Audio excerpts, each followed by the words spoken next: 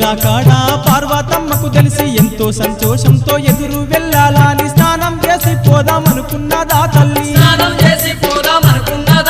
స్నానం చేసేటప్పుడు ద్వారము కావలెవ్వరు లేరాని నలుగు పిండిని తీసి పార్వతి నలిపి ముద్ద చేసే ఓయమ్మ.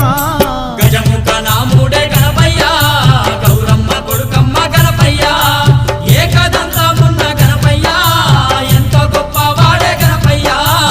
ఆ పిండి ముద్దతో తల్లి పార్వతమ్మ సక్కాని బాలుని తయారు చేసింది. బాలునికైతేను ప్రాణాలు పోసింది. ఆ పిండి ముద్దతో తల్లి పార్వతమ్మ సక్కాని బాలుని తయారు చేసింది. బాలునికైతేను ప్రాణాలు పోసింది.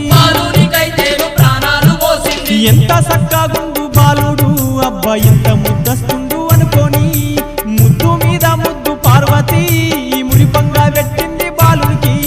గజముఖ నాముడే గణపయ్య గౌరమ్మ కొడుకమ్మ గణపయ్య ఏకదంతమున్న గణపయ్య ఎంతో గొప్పవాడే గణపయ్య. గజముఖ నాముడే గణపయ్య గౌరమ్మ కొడుకమ్మ గణపయ్య.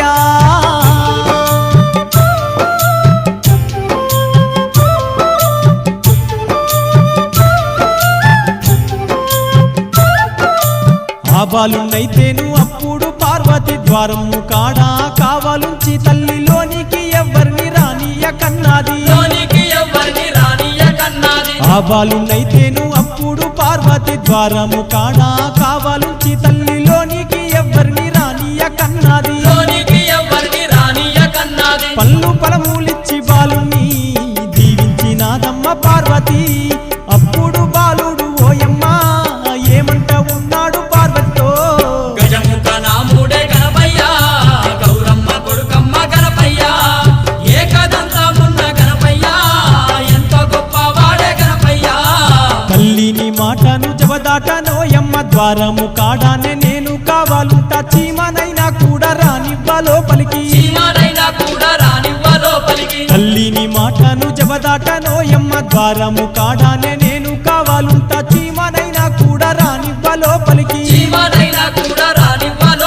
ఆ ముద్దు మాటలకు పార్వతి మురిసిపోయిందమ్మా. అప్పుడు బాలుని కవలుంచి ఆ తల్లి స్నానానికెళ్ళిందే ఓయమ్మ.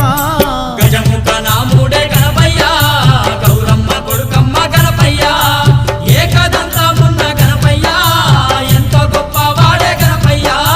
గజముఖ నాముడే గణపయ్య